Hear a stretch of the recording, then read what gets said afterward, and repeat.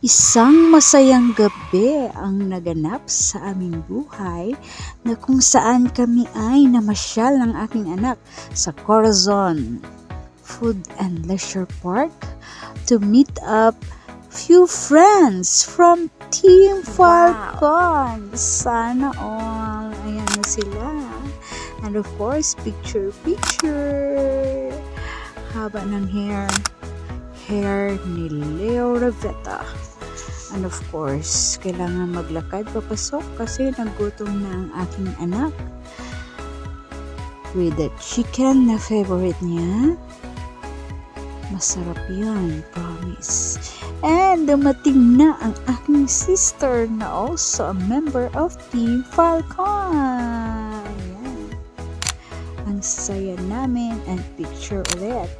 O diba, happy? Sister, Bika Sisters. At nag-enjoy kami sa music. Nag-self video.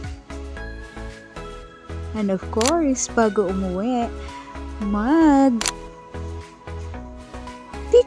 picture. Ang saya.